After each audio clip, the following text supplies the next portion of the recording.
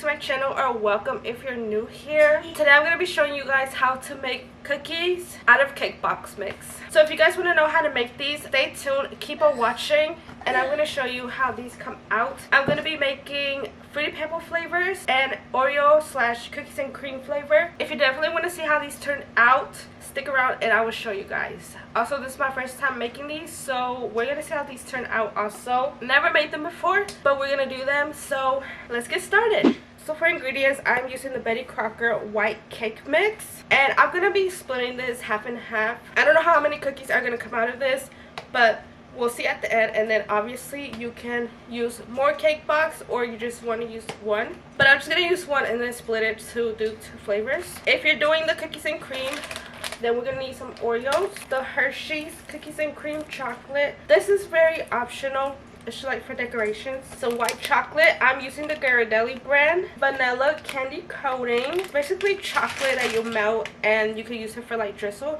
That one is also optional. And then for the Fruity Pebble ones, it's basically just gonna be the cake mix, Fruity Pebbles, again the chocolate if you want to use it as a drizzle. And then for making the cake mix, of course we're gonna be using eggs and oil. Let's get started. So I have a mixing bowl right here. We're going to do the cake box, and for 1 cake box you're going to need 2 eggs and 1/3 cup of oil. It could be any type of oil. And no, you don't need water, so don't follow whatever the box says.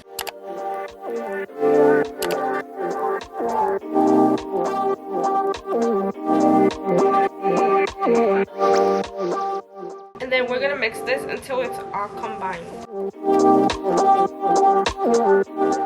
Okay, so this is how it looks like all mixed up. As you can see, it is very different from when you make a cake. This one is more like firm. So now I'm gonna split it, and then we're gonna add in the Fruity Pebbles and then the cookies and cream stuff. Okay, next I'm gonna take some Oreos and crush them up. I'm gonna put 4 in here. Let's see how much that comes out to be. And then we're gonna add it into the batter.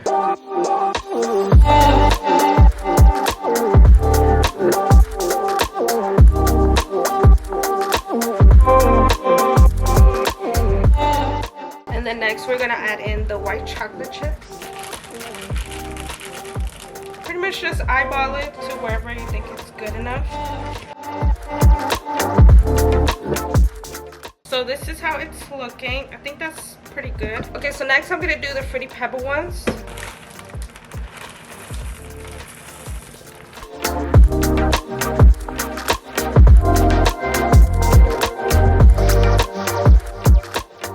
Okay, so next, time to put the cookies on the cookie sheet. I'm gonna put one flavor on one and then the other flavor on the other one. So let's start with the Fruity Pebbles. Okay, now from here you can either form your balls with your hands or use a little ice cream scooper. I'm gonna be using this one. This one is the mini ice cream scooper. That way they can all be kind of the same size. So obviously it's just what you do, scoop it up like this, and then we're going to place it on the cookie. It looks like a little ice cream scoop. How cute.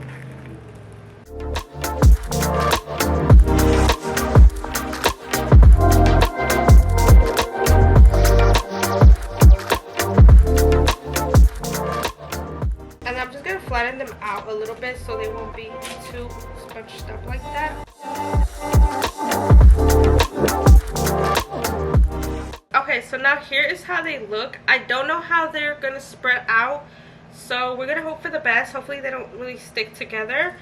But we got 1, 2, 3, 4, 5, 6, 7, 8, 9 little cookies on here. They look like a good size, so now we're gonna put them in the oven for like 10 minutes, and then we're gonna check on them, see if they're good. 350 degrees for 10 minutes. Okay, so I put the Oreos in the oven, but I also made these. These are with the bigger ice cream scoop. I just want to see how they come out, like compared to the smaller one. So I did end up making 3 big ones, so I'm putting these in the oven, and then we are going to wait. The Fruity Pebble ones are almost done. They got like a minute left, but these will be going next. Okay, so here are the Fruity Pebbles fresh out of the oven.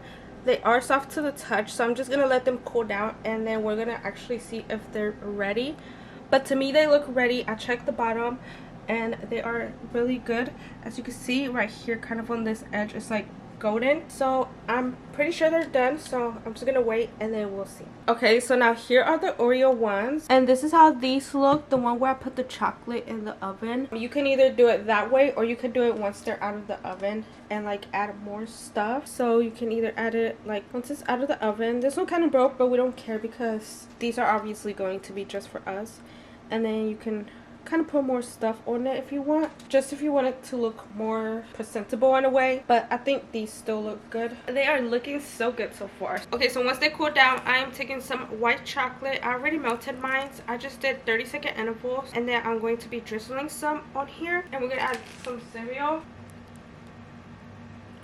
So we're gonna drizzle, and before it dries, I'm going to be adding some more Fruity Pebbles on top. So that way, since it's wet, they will stick on there.